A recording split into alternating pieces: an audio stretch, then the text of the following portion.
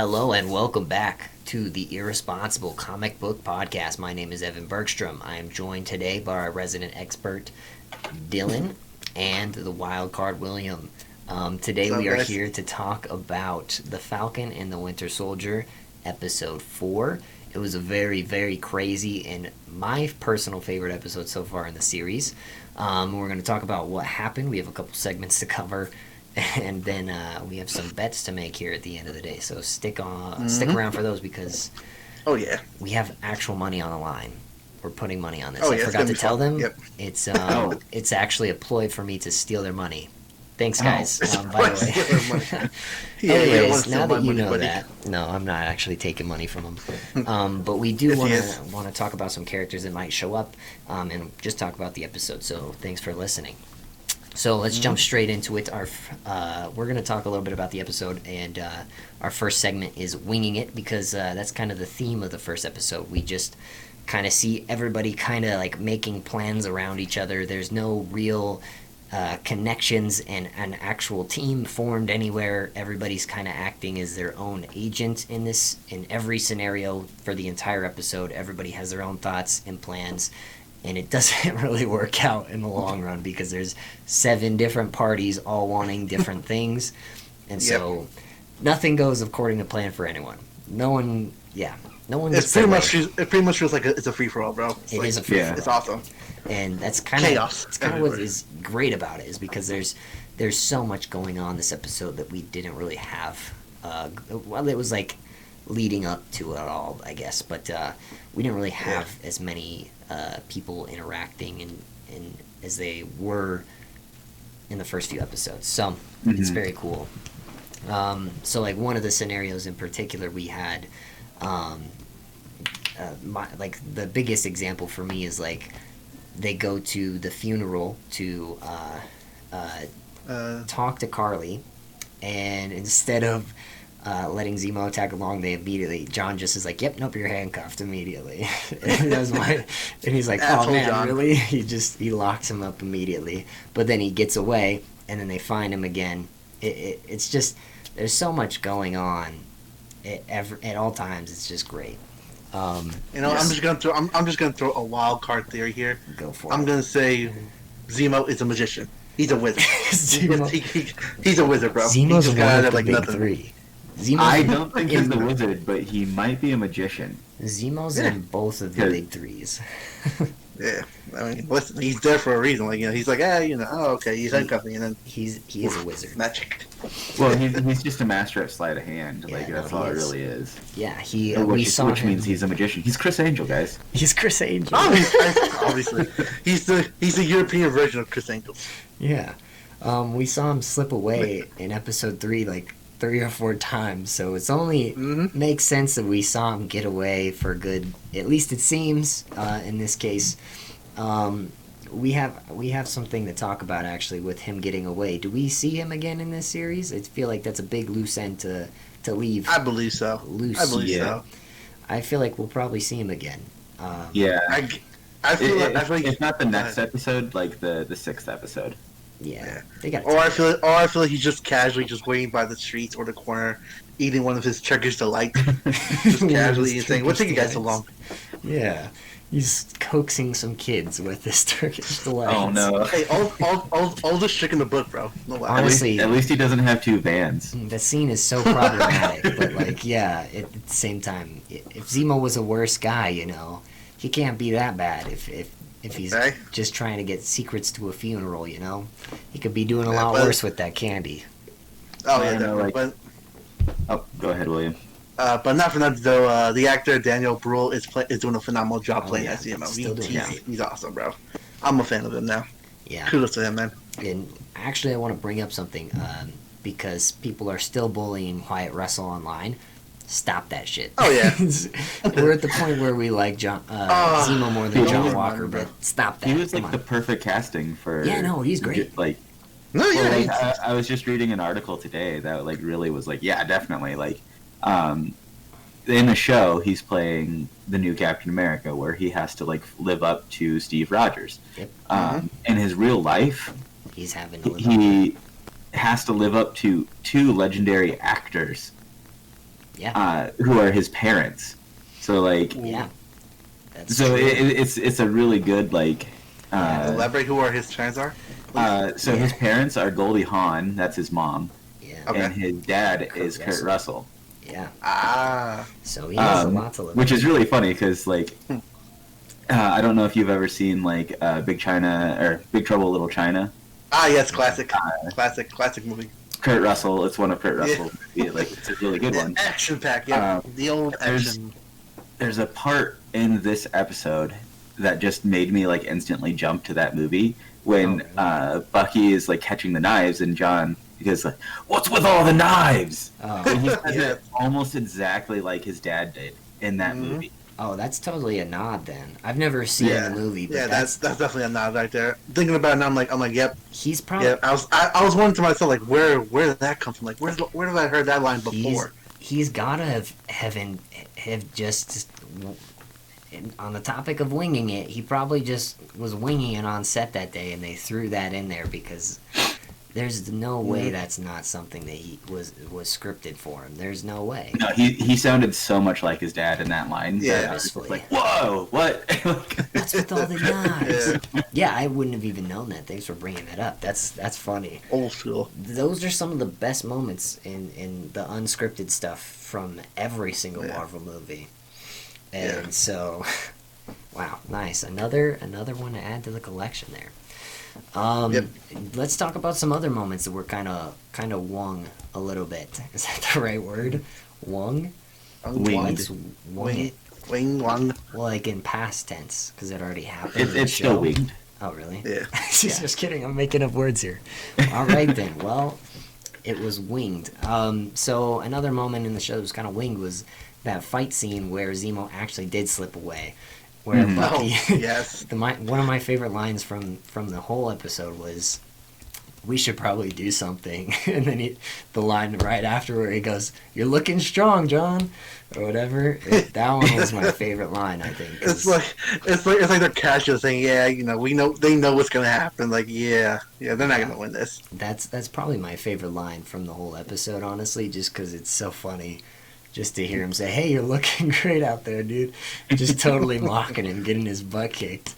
And, poor John. I don't know if that was totally winged by like Zemo though, because like when the first Dora Milaje comes in, he instantly moves behind Sam. Oh yeah. And then when the other two come in, he moves behind Sam and Bucky. Yeah. Like he makes his way. He's still calmly drinking his drink just to make it seem like nothing's going on. But then as soon as like the fighting starts happening, he knew his escape. He knew what his escape was. He already knew. Like he's smart enough to know. Like he probably had that planned from when the time that Bucky at the start of the episode was like, the Dora Milaje are here. They want Zemo. Oh, I think even before that, because why else would Bucky go for a walk, He probably had seen what are those beads called again? I'm sorry. They're, I guess we call them Wakanda beads? I don't know. I know they have like a there's an actual name, but they're just more or less like tracking beads. Yeah, whatever those beads were, I'm sure Zemo probably saw those on the way there, because like that's how Bucky knew.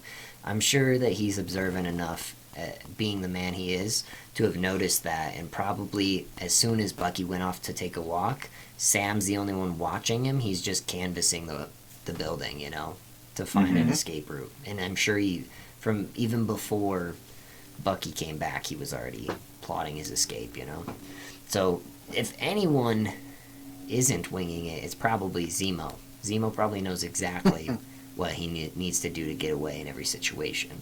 Yeah. But everyone else kind of seems like they are, Oh, definitely. Yeah. Like Sam and Bucky, they're just kind of like trying to. They throw their like what's it called? Like their teamwork is all winged. Oh yeah. Like they've been trained together a little bit, but like they're kind of winging it. Yeah. Like no pun intended because the Falcon. Yeah. But well, like realistically, they've only fought together one time prior to the show, and it was against Spider-Man, and that did not go well. If we remember that from Civil War, they both ended up wrapped up in webs. They couldn't coordinate attacks. Nope. And they were both fighting a 16-year-old boy who, was pretty much just Star Trek saying, "Wow, yeah, wow, that's a cool arm." You know? So they really don't work well together. They haven't had the opportunity to, and so this is kind of like the first time they really are working. And let's also not forget that Falcon got his ass kicked by Ant-Man as well. Yeah, I do remember that back then. Yeah. Can't forget about that. So he's kind of 0-2 in one-on-one competition with the other Marvel heroes, per se. He's 0-2. Well, that's also kind of the like difference between somebody who has powers and somebody who doesn't. Yeah, that's true. They both do have powers. Spider-Man has... Paul Rudd, like, he doesn't have powers himself, but when he's in the Ant-Man suit, he has powers. Yeah. So... Yeah, he has the ability to, like, shrink himself or, become a giant ant or whatever, to, like, momentum shifts. Oh, but Spider-Man, though, I feel like Spider-Man's a little bit more problem because Spider-Man has super strength and, like, all the other stuff. Well, if we're being serious, like, Spider-Man against anybody, and Spider-Man's gonna win. Oh yeah, obviously. Really now? Let's put Spider-Man up against Goku. Does he still win? I'm just kidding. Sorry. That's different universe. I'm sorry. We're getting out of hand here. But they definitely are. They're just humans. I mean, Bucky's a super soldier, but like Sam's just a human with some wings, you know. And like he is very skilled with them, but they're nowhere near the level of like fighting 7 or 8 super soldiers at one time. You know, they're not going to be able to handle that. So it's kind of cool to see, like that initial first fight with them on the 2 trucks was 2 or 1 super soldier and 3 humans versus 4 or 5 super soldiers. And then this fight where it's a little bit more even, where it's 2 humans and 2 super soldiers is more evened out, but like they're still at a disadvantage. We still see, as we transition into this next topic, smashing it home,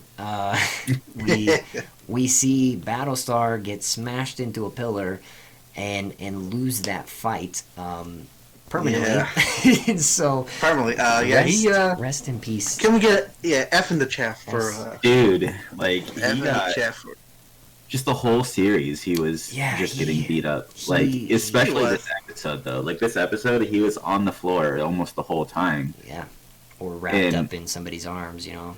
Yeah, but the whole series, he was just kind of like the punching bag. Like, yeah.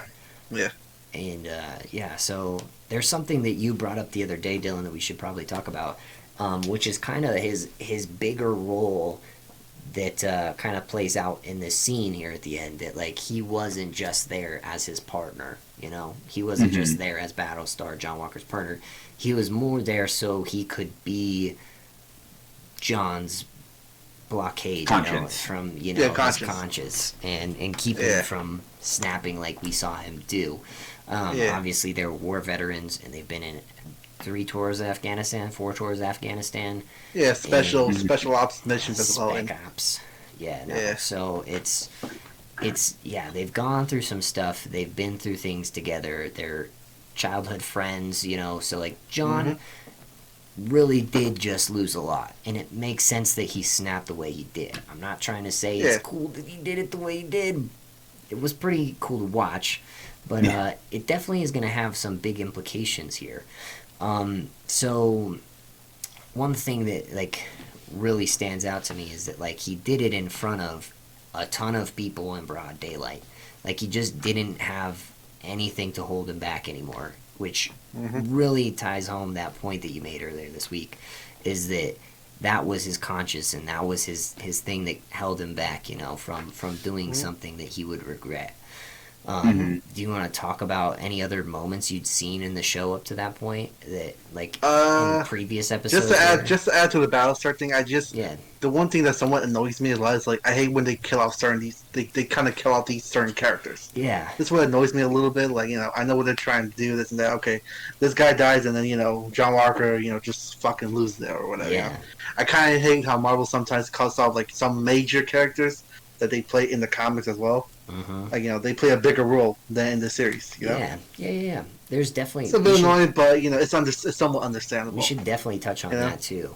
For sure. Well, to get to what you were saying, Evan, just in this episode alone, he had 2 instances of where he was being John's, basically, like, talking him down on stuff. Yeah. The first instance was when they were standing at the bar or hotel or wherever they were, and then the girl comes up and he's like, Captain America, can I have your autograph? Yeah. Like that one. And then they started talking about their tour in Afghanistan, and John was like, hey, look, man, like, we did what we had to do when we were there, like, like, we were, the only way that we could have potentially done any better is if we were super soldiers. Yeah. And then, like, right after that, when they, like, meet up with Zemo, Bucky, and Sam, and Sam is going, no, I'm going in, I'm talking to them alone. Like, John Walker was like, no, like, we're going in there, like, you're just, like, he looks to Bucky and he's like, you're gonna let your partner go in there with a super soldier alone? Yeah. And then Battlestar's like, hey, look, he's got a good idea. Yeah. Let's go, let's run with this. It almost made me feel like the way he said it even made me feel like he knew Sam. Does that, do you get what I'm saying? Kind of. I don't think that they had a previous relationship, but, like, he at least understood where Sam was coming from. Yeah, I feel like, to me, it almost feels like, obviously, there's, like, when you're in the military and you're having to do some of these things that's literally your job, that are very traumatic, that you're gonna have to go to therapy for. It almost feels like that Hoskins was the one who was going to therapy and had, like, gotten the help from somebody like Sam, but then John, like, just refused it and said, John even said that he knows, like, the soldiers that, like, Sam had worked with, and that it didn't help them. Yeah. And I think that was just more him projecting. Yeah, absolutely. And instead of, like, get help from it. Yeah. And then, like, even in the first episode, my girlfriend actually pointed this out to me, that the interaction between Hoskins and John at the start, after John had the conversation with his girlfriend. Oh, yeah. Like, in the locker room. Like, he talked to her, and she was like, well, like, she said what she said. I can't remember what it is. It was, like, a month ago at this point. Pretty much. Yeah. But, she was pointing out to me that it felt like she was there as a, like, therapist type situation. Like, she might be his girlfriend, but she might also be his therapist. Yeah. And then, like, she kind of handed, like, when she was, like, Walker came in, she's like, hey, man, it's your turn now. Like, like, she handed off the role of being his therapist, essentially, to Hoskins. Yeah. So. Yeah, no. That's a good point to make. Yeah, those are some really good moments. I'm trying to think if there's any others that I've seen from the show that, like, the one that really stood out to me this episode was the one where he interacted with Sam, was like, no, dude, let him go in, like, let him try, she's vulnerable, you know, and it just doesn't feel like that John has that emotional side. And it really, like, ties into me in the whole theme kind of the episode, not the winging part, but, like, the legacy of Steve. And I guess that's the theme of the whole show. Oh. Yeah, I mean, this episode was everybody was watching. Yeah. Yep. It's like that Sam has that same exact quality that Steve has, is like the optimism, which is they wanted to show that. Down. Yeah. And I think that's really, really key and will play a bigger part, and especially with how the shield gets transferred back to Bucky and Sam. So to go back to your point, there's a couple other characters that we've seen killed off maybe too soon. Who else have we seen? I'm trying to think. I know we've seen Quicksilver. Oh yeah. Quicksilver and what's the guy's name from Black Panther? Weasley's guy? Claw, yeah. Those are two really big comic book characters that have been killed off pretty early. Yeah. You could even make a statement saying, like, not John Walker, Ultron, John Spader. Ultron was killed off too soon. I actually maybe. I might have somebody here to purchase a tank, actually. Oh, no. You guys want to keep it rolling? Keep talking about characters that died, and then you guys can, I'll be back in like 2 minutes. It's in my front door anyways. Cool. Yeah, give me a... Yeah. All right. Let's see who else has died off fairly quickly. Shit. Probably no. That's the only thing I can think of right now from what I can remember. Or unless could we count Killmonger, Michael B. Jordan's character, or no? I can't remember. Did he die? He died at the end. Like he died at the end when he showed him he showed him the awesome view and whatnot. Right. Yep. And then he just says, this and that. Yeah, Killmonger was actually a really polarizing character, which would have been an interesting person to keep around in the series, especially if they're trying to do the Thunderbolts. He would have been a real asset to that team. Oh yeah, he might still be the pain if they ever do it. Yeah, I was actually talking about like the way that they can bring people back to life in the series, and the one way was in Agents of S.H.I.E.L.D. that they had already brought in. It was the Tahiti program. Yep. But that program is completely destroyed and dismantled. Not to say that it's not like a Skrull technology that can be used to do it again, but I don't know if they would bring that into the MCU proper, given that it was like the ABC series like thing to bring Coulson back to life. Who else was... some of the Asgardians got killed off pretty quickly, which was interesting. Like the four Thor's friends, they died. I forgot their names. Fuck. Did they die, or they just weren't in the shows anymore? I think they died. I think they might have died because of Ragnarok or something, or like the invasion or something like that. As well, something happened. I think in Dark World or in. I think it was Dark World. I think it was at the start of Dark World. Yeah. But like, they got killed off. They could have been a helpful hand in some of the situations that came up. Yeah. Guardians in the Galaxy. I mean, basically all of the Nova Force. Oh, right, boys. Yeah. Like. Yeah, Nova Force. Oh, he's back. Gamora got killed too early? No, she didn't. She died when she needed to die. Just kidding. Probably, but I guess they have to like find a way to say, hey, he had to sacrifice her for the soul, a soul for a soul. Yeah, I mean, she's going to come back, but it's not the Gamora that we know. It's going to be a different Gamora. I think it'll provide new development because it's like I'm trying to think what. It's like the Flash when Barry went back in time when Iris had like kissed him, and then he had to like rebuild that connection with her. We're gonna get something kind of like that, which I am actually kind of excited to see.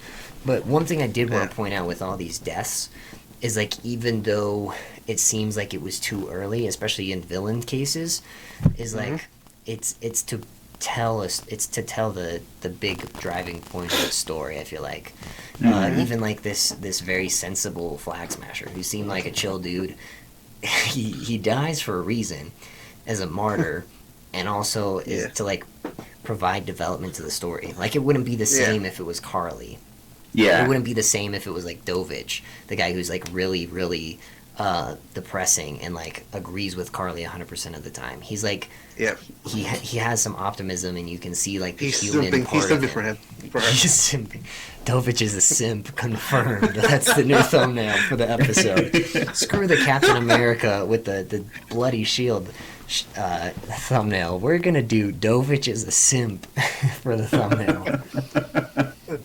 I mean, I don't know if it's going to be as clickbaity as Captain America one, but Yeah, but it'll be fun. No, but a lot of these deaths serve a purpose, or to serve a message. Especially like this guy in particular, because he's there to show the human side of the Flag Smashers more than Carly really has, and she's pretty much going off the rail little by little. She's saying, "I want to send a message to these people saying that we the people are going to fight back or whatever." Absolutely, yeah. So it's just almost like a foil to John, and like or not. I guess is that the right word? A foil, like the exact opposite, in a way that like John's like he wants the world in a set way, but he's gonna, So. It does serve a purpose at the end of the day, regardless if it was enjoyable or not for a death, like Vision killing Ultron, father preceding the son kind of thing, and in the bigger grand scope of fear and all these other themes in Age of Ultron is more important for Ultron to die there than to live on, even though he could still, have escaped, To be fair though, all it took Ultron was 5 minutes to look in the internet and be like, yeah, all you humans need to die. Yeah, Ultron and defeating him and humanity, this outliving and surviving the inhuman robots, in a way, is a bigger ending note than leaving him alive to be a threat, And same thing with like killing Thanos. Like, oh man, we only saw him in 2 movies. It's like, yeah, if he's around any longer, he's a very big threat that needs to be eliminated almost. Yeah. So, yeah. The one thing I gotta say is that John Walker should have went for the head. Shoot. I mean, we don't really know if he did or not. We don't see it. I think he did. did. It looked like he hit him like on the chest more and more. Well, here's but it's what still we do. like. Here's what we do. We're gonna place our bets. Did he go for the head or not? Bet number 1. Does he take Thanos' advice and go for the head? Does he follow Thanos' advice? So this is our last segment, is place your bets. So we have a couple characters that are showing up here in episode 5, the next episode. Yeah, it's supposed to be really big. It's supposed to be the biggest episode and the longest episode, over an hour long, including credits, I believe, which isn't much longer than last episode. It's about 7. This one was 58, I think. Oh, really? I thought it was 53. 58 total, I think it was. That makes sense. Okay, so 58 total. 55, yeah. So this one should be over an hour long, so a little bit longer than last episode. But it should have a character that was teased by the showrunner as someone grounded and would pair well with Thor. We have now got a second character that is supposed to be somebody that we've seen in the MCU already, that's making a return. And then we have whoever the power broker is. And so we're going to place our bets on all 3 of those and whether or not he went for the head. Let's start there because that one's funny. I like that one. All right, let's go. I think he went for the head. Go. I think he went for the head. I think he had no remorse. I think he just sent it and chopped his head straight off. It would make sense why. I mean, it's scary either way, but like everybody was so shocked, at him. I'm gonna say he didn't go for the head. I'd say he went because he was aiming more for the chest. Like he just kept on bashing him on the chest. I feel like if it was on the chest, there's so much blood, since that's where the heart is, that it would splurt everywhere and be on his face. Whereas if he went clean through the head, it was the blood was a little bit splattered a little bit. I think on his face. Not a lot. There was only a little bit. It was right up here by the A. Yeah. And then I think on his arm on this side. Yeah. But it didn't have a whole lot of splatter, but I think they did that on purpose because it's supposed to be on the Disney Plus TV show. Yeah, true. Yeah. Anyways, that's why I'm saying I'll be the first to place my bet and say he went for the chest, not for the head. Fair. That's fair. He did not take Thanos' advice. All right. She's like, I don't even know. The chopping off the head would make sense with where the blood splatter was on the shield. But I also feel like he may have just busted his head open, not chopped the head off. Oh yeah, just hit him straight through the skull or something like that. Yeah. Okay, that's fair. That's not a bad assumption either. I think that because of how centralized it was around the bottom rim of the shield, and that it didn't spread everywhere, that he probably went straight through the head or straight through the neck, chopped his head off. Well, but you also have to think about the shield, because the shield is 100% a vibranium defensive weapon, and he was trying to use a defensive weapon as a bludgeoning thing. Force, yeah. It doesn't really have a sharp edge on it. The edge is rounded. Yeah. So, to bust or to cut a neck with a rounded item is going to be hard. Yeah. Not impossible, especially if you're hopped up on super serum. Yeah, especially if you're a super soldier and the shield's made of vibranium. So, like, yeah, it could happen. I get that, though. It makes sense. I feel like chopping the head off would be a little difficult. Yeah. But not impossible. That's fair. Yeah. I think they showed him hitting him 4 times. Yeah, I think that's about right. 4 times I kind of like it. So it kind of more leads into either crushing his chest or crushing his head. Okay. I respect both of those theories. Yep. Thank you, Dr. Dillon. Yeah. You guys are like analyzing it so much. Right. Oh man. We spent more time talking about the shield going through somebody's chest and or neck and or skull than anything else on the show. Just kidding. Yeah, who cares what else? We just want to find out if they didn't win through this one. Okay, let's place some bets. We're gonna save the grounded character for last because I think it's harder. Let's take our bets first on who we think the power broker is. Either a person we've seen or a name, based on the comics. Okay. I'll let you guys go first. Who wants to go first? I've already said mine, so I'll go first. Yeah, go for it. Yeah. So I think the power broker is going to be basically the same one as like my next answer for the next question, besides for the third question. But he is the same person, so he's going to be the person that we have seen before in the MCU, and his name will be Armin Zola. Yeah. I'm rewatching the Captain America Winter Soldier. Yep. There are plans for the robot body for Armin Zola in that movie. Yep, I remember that. I think I remember watching like New Rockstars or Charlie's video with that Easter egg in there. Yeah. Yeah. I mean, that is a safe bet right there.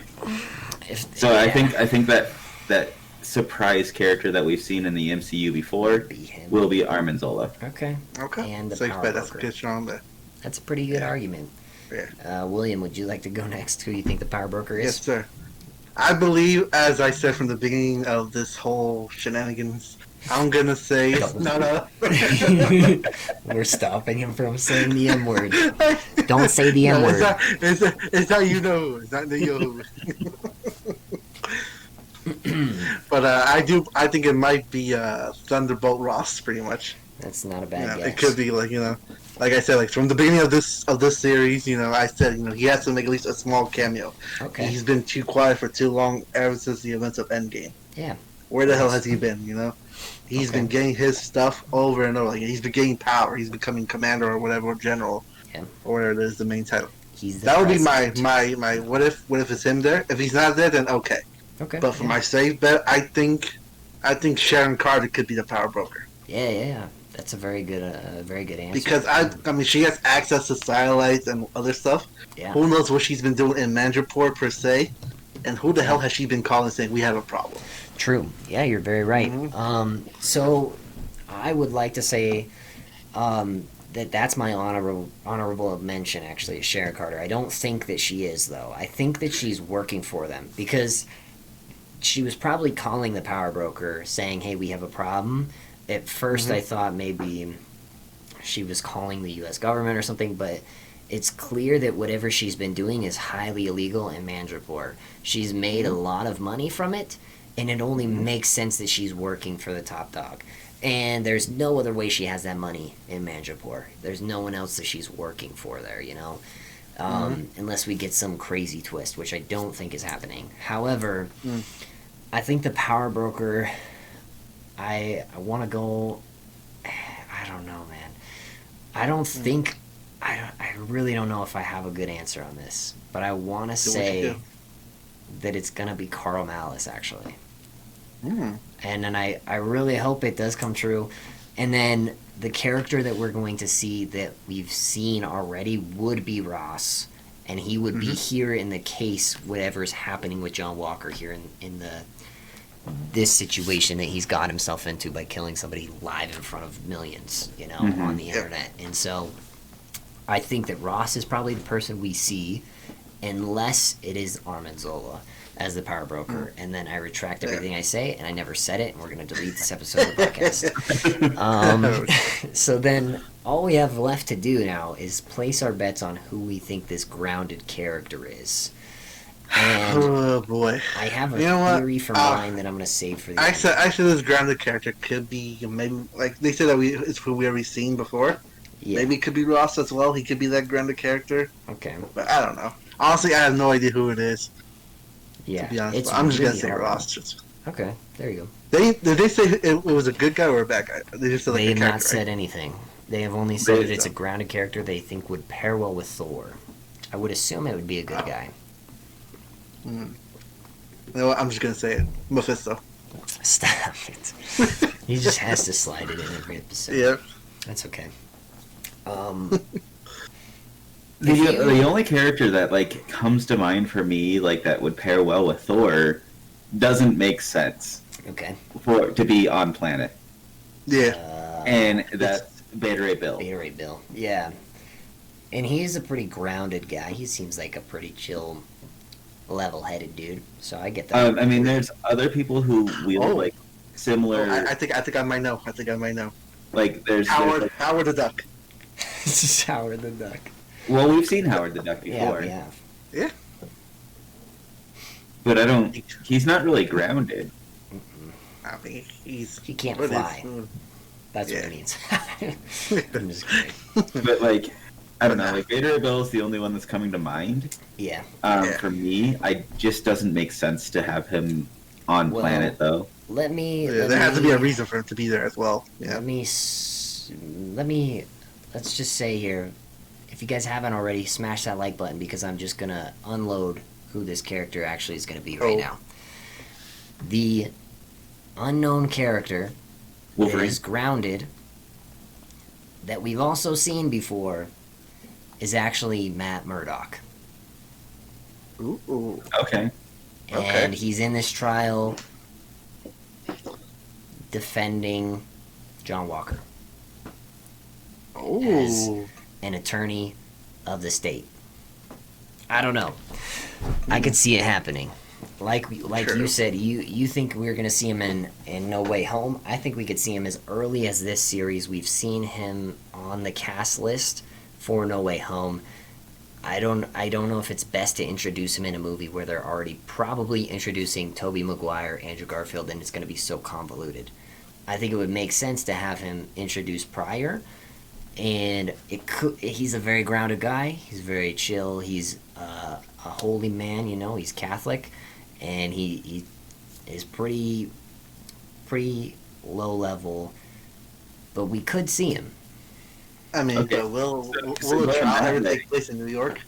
Going that way, do we see?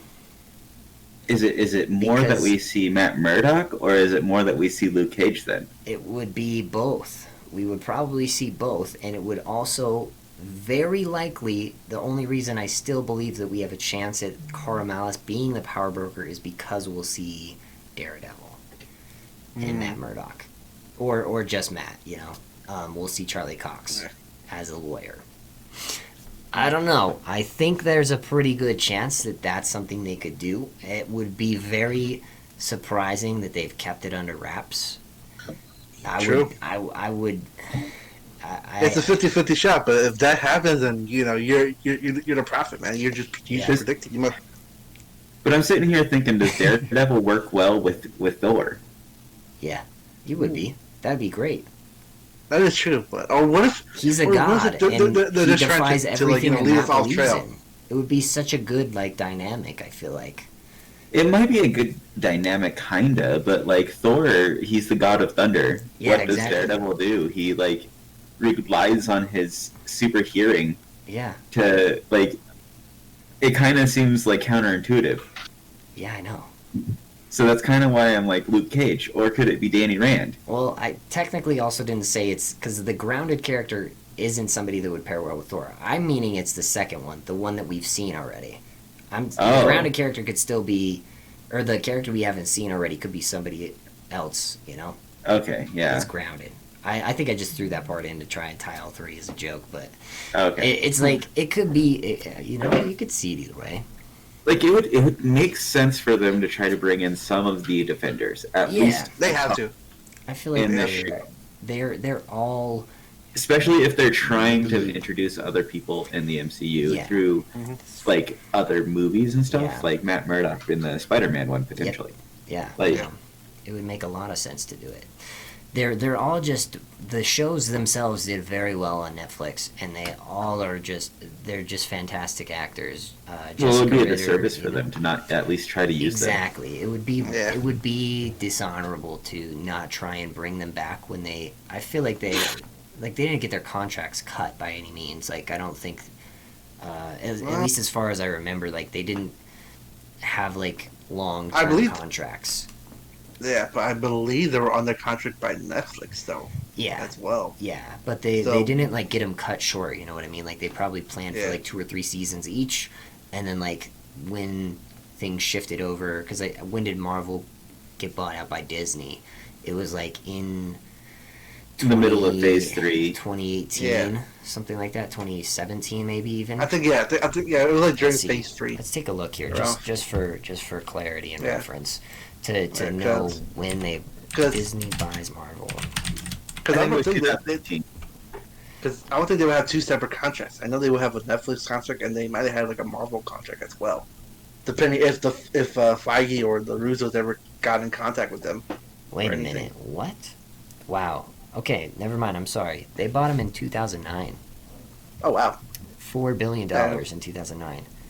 Wow. And then they've earned $18.2 billion in the global box office. However, I don't think that would have been capable if it was Marvel doing it and not Disney. Without, I mean, like, Kevin Feige's the head of Marvel, but, like, you know, it doesn't happen without Disney's firepower, you know. So, more like Mickey Mouse magic. Yeah, Mickey Mouse magic. I for some reason figured that was in the middle of. No, it's because we had that contract dispute about the X-Men and that kind of stuff that threw us off. Netflix versus Marvel. Let me just see here, because I feel like there was a contract dispute between Netflix and Marvel. The real reason, this is an article by Forbes. Mark Hughes wrote, and this week I saw the current fall on yet another Marvel Netflix superhero TV show. Daredevil was officially canceled. Previously, it had canceled Iron Fist, Luke Cage, and then a little bit after this was written, they canceled Jessica Jones and Punisher. As they were filming they were in post-production for the 2nd season of Punisher and the 3rd season of Jessica Jones. So they cut those shows. They weren't formally canceled because they were still in production, but like they were done with it already, and they were doing it because the launch of Disney Plus, not because of any other reason. Okay, so there's no chance that we see them. Yeah, they only cut those shows because they were Netflix properties that like they had signed contracts with and legal stuff to make sure shows stay on there and produced by Netflix. And then we can watch all those on Disney Plus now, can't we? Yeah, they're all on Disney Plus now. The contracts have been like ended, but I don't think that they had like. Let's take a look and see, just a quick Google search again. Charlie Cox Daredevil contract.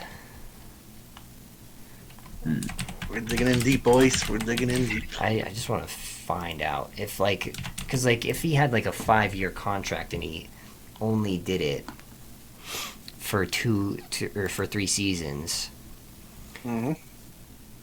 So 7 months ago, Marvel reportedly set to open talks with Charlie Cox in December for Daredevil Return. What year?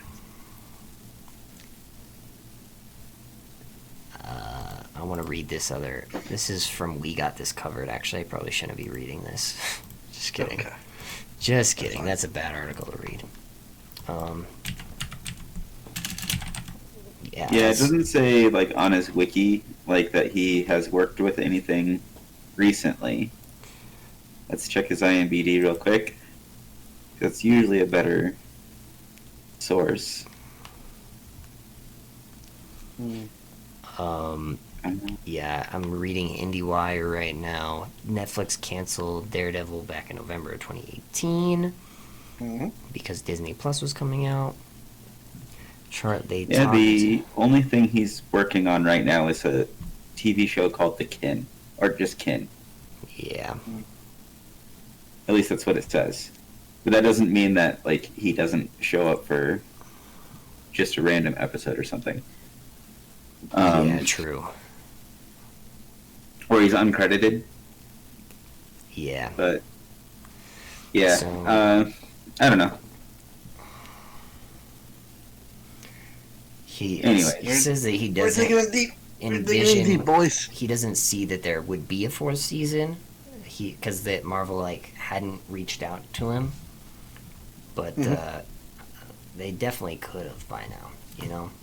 They could have, but was the plan of the Feige's and the Russo brothers to have him come back? Yes. It depends on them as well, you know, because Feige is Mr. Marvel. You know, he's got to decide whether or not he wants to use these characters or not. Yeah, that's true. Well, anyways, I said Beta Ray Bill for my grounded character. Beta Ray Bill for the grounded character. That would pair well with Thor. My character is no one. Did I say somebody that I thought it was? I don't know. You said that you were joking with the Charlie Cox kind of. Yeah, I don't actually have anybody for that. I just baited you guys into answering it for no reason. Yeah. I just went into just a fucking deep dive of, we want Charlie Cox back, please. Who's this we? Who's this we? I think you. Everybody. We as in everyone. Everyone wants to see the collective internet. Yes, pretty much. Let's see if Charlie Cox has tweeted anything lately. I'm just going to keep deep diving it for like 10 minutes. While he's deep diving, William, did you have an answer to this? He said Ross, I think. The grounded character that could be working well with Thor. I don't know, honestly. I have no idea. Like, it could be anyone. I don't have no exact theory who could that be, but it could be anyone. Oh, I don't think I don't know. I just don't know who though. To be honest, I don't know. I don't see anyone that will be grounded well with Thor at that time. But the one thing I'm thinking about is that what if they're just trying to lead us off track, and then making us think that it's someone that's grounded with Thor, but it really isn't. What if it's just Korg because he's literally ground? True. Jeez, man, that would be messed up. It's just Korg, secretly. Falcon and Winter Soldier. Okay, here's a tweet from comicbook.com. Falcon and Winter Soldier's secret character is reportedly a big, unannounced Marvel character played by an award-winning actor. So that's that's the grounded character. Yeah, an award-winning actor. Is it Red Hope by William Hurt? It's a new actor that hasn't been in the MCU. William Hurt is playing Thunderbolt Ross in the Jessica, what's her? I can't remember her last name. Jessica Green, is that? Yeah. I don't know. Well, I can't remember the character's name of She-Hulk. No. I was going to say Jessica Jones. Some people in the comments are saying Doctor Doom. Ooh, which they did tease last episode? Not this one. Yeah. Well, they kind of teased that. Yeah. But, I mean, they're still in Latveria, right? Or no? They're in... Because they're not in Sokovia. They're still they're in Latveria, Someone right? remind me what happened at the end of season 3 of Daredevil. I never watched it. Fisk get locked up? I think he beat the hell out of Kingpin. And I think Kingpin went to jail at the end as well. Oh, he did go back to jail? Yeah, because some people are saying that he's gonna. I don't think that they have him, but I don't think they have him on a contract. But imagine Fisk shows up and he's the power broker. That'd be crazy. Ooh, Vincent D'Onofrio. You just gotta look at it. If they can get Vincent D'Onofrio playing him again, oh my god, that'd be awesome. An award-winning actor. What if it's just? I had a really good answer. William Hurt would make sense. Yeah. Because he's supposed to play Thunderbolt Ross. Yep. Or the Red Hulk. We also know that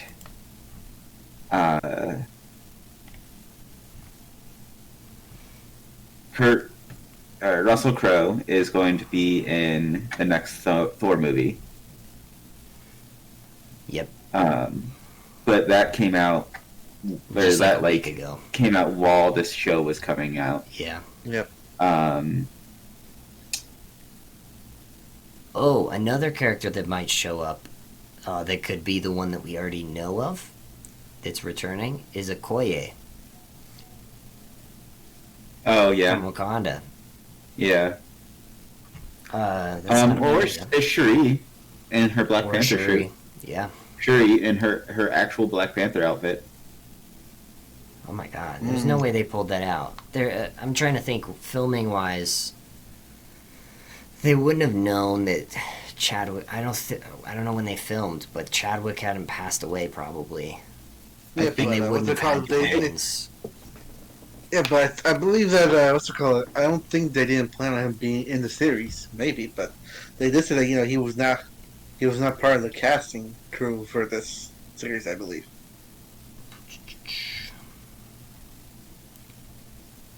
Yeah, I don't know. If I'm correct, they probably filmed this whole series like at least a year or so ago. Yeah. Before COVID and whatnot and other stuff. I think they finished filming this about 6 months ago. Maybe. Yeah. No, I'm pretty sure they did. Yeah, probably. Let's see.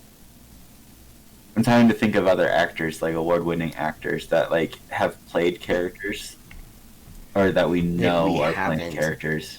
There's like an award. Could it just be Ryan Reynolds? Oh god. Well, that's what people are saying. Like that like this character could be, Charlie Cox. I don't know if he's won any big awards, but no, he hasn't. John Bernthal as Punisher.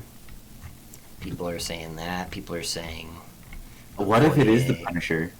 It could be, because he's just like you abused your power, and he comes in and he tries to kills the power broker in the comics. Well, not even that though. Like the whole John Walker situation. Like when they get John Walker, expedite him back to the United States. Yeah. And the Punisher's there, and he's just like, dude, I gotta kill you. Like. You could see it. I gotta kill you, or let them have their own little mini fight. Because I don't think they wouldn't kill off the character. They wouldn't kill off the John Walker character that easily, though. To be honest. Yeah. Could it be the Soviet Russian dude from Black Widow? Yeah, David Harbour. Harbour. People have been saying that too. Yeah. I mean, yeah, maybe because they're in Europe, so yeah, they're still in Europe. They never went back to the U.S. I think they might be killing him off in the show, though. I'm not sure. Yeah, well, we got the Black Widow movie. Widow, yeah. Who knows, man? Who knows? Anyways, yeah, there's lots of people. All I'm gonna say is this thing better pay off. Otherwise, Marvel is gonna get a lot of hate on Twitter. Yeah, if they don't pay this off really well. They will really, if they are joking, if the showrunner's joking about either of these plays on the big characters that they have coming up in this, the returning character, if it's not, that one doesn't have to be as big of a payoff, but the grounded character, if it's not somebody actually somewhat important, I feel like they're gonna get a lot of people upset, and no one's gonna like that. It's no. Like when it was Paul Bettany, it was funny. Like, oh, he had a scene with himself. That's what he was referring to. Ha ha ha. But now, this time around, it's not. It's like the showrunner saying something about it. It's like it's not just random theorists or like Eric Voss, saying, "Hey, it could be Mephisto." It's like the showrunner saying, "Hey, we've got something big going on, and you're gonna love it." And then it's not paying off for the second series here. Yeah. Well, so it's gotta be. What if it's just Loki coming in to change everything? That'd be crazy. And it just, or not change everything, but at least change a small thing. Yeah. Like correcting something that's going on. Yeah. Oh man. It could be. I mean, I wouldn't mind seeing it, but let's be fair. I feel like it has to be something big. But just to kind of tease the Loki show. The show? The Loki show. Yeah. It could work. Okay. Like a little commercial thing, kind of. Well, not even that. It's just Loki comes in and maybe changes the fact that all the super serum soldiers, like, or all the super serum, like, gets destroyed. And then there's all these extra bottles of serum that the government has that they can use, or that Battlestar never dies because John gives him the serum. Or something. I don't know the whole, like, what it would be, but, like, Loki and Thor work really well together. Yeah, but Loki's just busy time traveling, I guess. He's not very grounded, He could be a grounded character, though. Like, maybe not. Yeah, like he's he's come down to earth a little bit. Yeah. Oh shit. That's maybe. You're making sense. In the trailer of Loki, we see him watching himself with Owen Wilson, like, in watching the timeline that would have happened to him. Yeah. Like, was it Owen Wilson or was it Luke Wilson? Wilson. Yeah. No, it's Owen Wilson. Luke Wilson is the brother from, it's Owen Wilson playing Mobius in Mobius. I got that wrong in the last episode, by the way. It's not Morbius, it's Mobius. Mobius. Wow. Oh, yeah. And I was actually gonna joke and be like, how many wows do we get from him? Wow. we get like a million wows. Probably a lot. We'll get the 1 hour loop. We'll get the 1 hour loop of wows. At least one wow per episode. If they don't do that with him, then I'm never watching Loki. Just, wow, Loki. Wow. Wow, Loki. Wow. I can't believe this. Wow, you can't believe you stabbed me in the back. Wow. Again. Wow. But, like, what if it is just Tom Hiddleston? Like, it could be. You're right. It could be a grounded Loki. It could be just the way of him promoting it. But yeah, but I don't see him going back to Earth for no reason. Like, there has to be a reason for him to actually go back to Earth. Like, I know Tilly said to help him, but there has to be his own personal reason. Something he doesn't have a choice. What if it's just, like, the timelines merge, and that's when, like, Loki has to fix one of his, like... mistakes. Because we know that Loki's going into these timelines to fix other Lokis doing shit. Yeah. Like, there's, like, multiple Loki variants that probably got the Tesseract in the same way. Because, like, the 14,065 futures, there's probably a decent amount of them where the Tesseract got dropped, and Loki gets away. There's probably a good handful of those, where the planet... Yeah, so, like, I'm actually going with Loki, Tom Hiddleston. That's really my answer. This is what the deep dives are for. That's what we do. And this is how irresponsible we are. We're going to crack the case. Obviously, one of us is going to be right, but yeah, we'll figure. So. We'll figure it out. We'll see next episode. I have no idea what it is, but yeah. Yeah. Anyway, so those are our bets. Yep. I don't even know if they're concrete. They're bets though. And there's $50 on the line from each of you if you're wrong. So thank you. I think I was the only one that made a bet. So yeah, I didn't make any bets other than Charlie Cox. That's bet. That's my bet. Quote. Charlie Cox, Loki, or Thunderbolt Ross for all three. Just kidding. For all three. Anyways, but that is the end of the episode. Thank you guys for listening all the way through this. We will be back. We have a Shang-Chi video that we're uploading tonight. We have the bonus episode? Our bonus episode, which is the episode prior to this, where we rank our top 10 or our top 5 Marvel actors and actresses on how attractive they are, which is very important, and you should definitely watch it. And then we'll be doing a DC one here probably later this week and putting that up as a bonus episode as well. And then more and more, and we're filming WandaVision tonight. Yeah, we are. Right now, if we're going to do it tonight? Yeah. Unfortunately, I'm not with that one, but you guys will cover everything that I want to cover on it. So good. Anyways, we'll see you guys next week. Oh, before we end the show, I just want to do a quick little mini shout out to to certain people. Yeah, go for it. Shout out to my cousin / brother and his lovely wife for shouting us out on Friday. Thanks, guys. Yeah, appreciate it. Yep. On Instagram. And, on Instagram. Yeah, they shout us out. So yeah.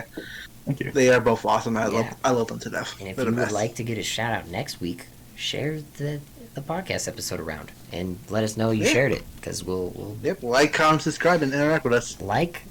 Smash the like button, like John Walker smashed the Flag Smashers, and then Flag Smasher.